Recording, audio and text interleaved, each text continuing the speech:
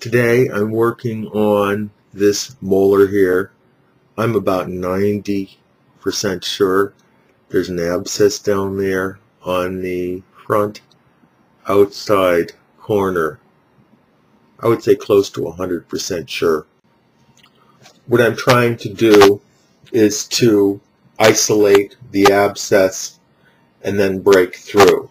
So I'm starting to focus in on the access to the abscess, and it seems focused on this front face right here, where there's basically a large piece of calculus on the face of this, which is very difficult to differentiate from bone. I call it the ski jump factor.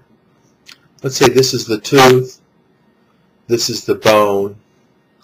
There can be calculus that's laid over that, and it's hard to tell where the line is between the bone and the calculus. So it's a very difficult, dicey situation. So the way I always work is I go from tooth to calculus. I don't just dive into unknown territory without doing anything about it. Even though in a lot of cases I know that it's calculus. That's part of my protocol, and the idea there is to avoid doing anything real stupid. So I'm starting to sort of come in on this thing.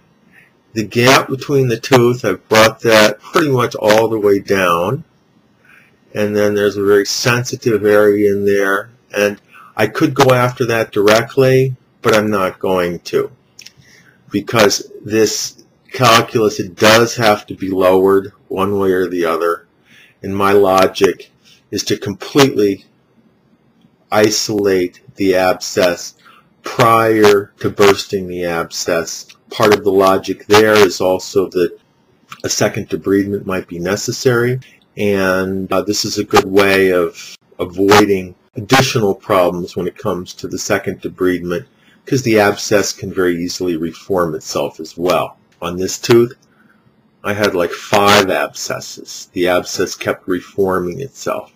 So I'm trying to avoid that issue with this one by getting everything cleaned out as well as I can ahead of time. I don't really know how to go about doing this. I have a couple of tools that I've been using.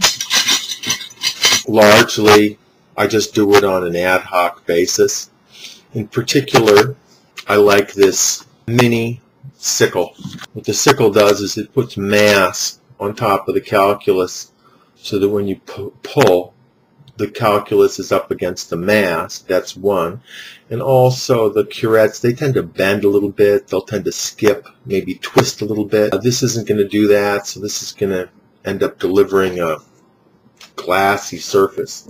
So what I'm trying to do now is go through the calculus on the front face, called the buccal face of this tooth, and then I'm trying to get a clean surface all the way down to the bone, and then largely at that point I've isolated the abscess. It doesn't have much more choice than to give itself up.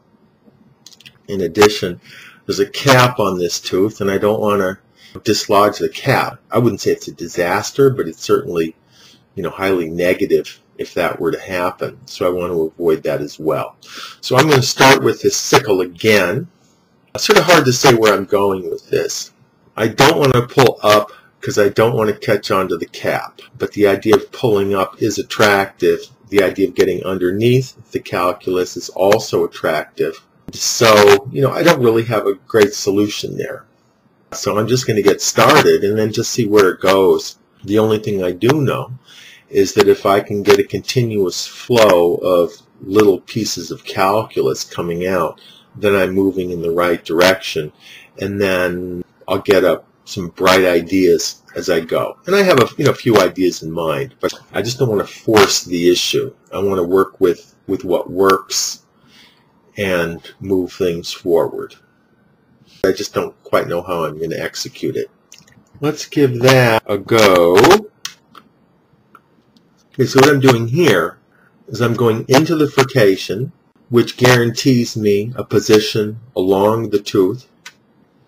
Then As I come out of the furcation, I'm rotating the curette, and this creates leverage along the tooth surface, so it pretty much forces the calculus to break off.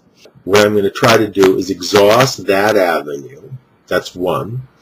Then two, where the furcation meets the tooth, I'm going to try to get underneath that and more or less get a, let's call it a right angle. And then I'm going to try to break off the right angle like that. Let's just say you have a fairly thin ridge of calculus like this. If you break off one piece, then you're going to get an angle. You can break off that angle. So let's just say that angle breaks off also at a slight angle. Then there's going to be another angle, and so there's going to be like a continuous weak spot that can be exploited. So you follow the weak spot at the angle that takes advantage of its weakness, and then eventually the ridge will be eliminated. And then if I can eliminate this ridge, what that will lead to is the release of the abscess, which is my final goal. And, you know, as they say, success is its own reward.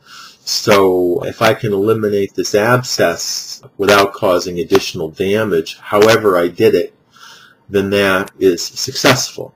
So far I've put in roughly 2 sessions of 2 hours on this particular goal in this very, very small area. You know, I put some more time on the inside, but for this particular area, roughly 4 hours so far.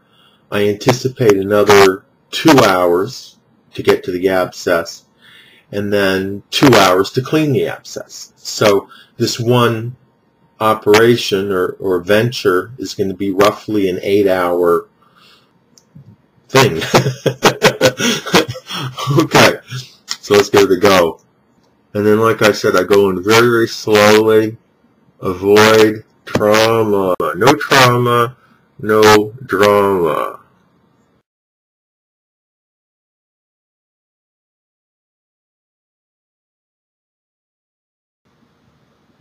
What's happening there is the gums were opening up a little bit,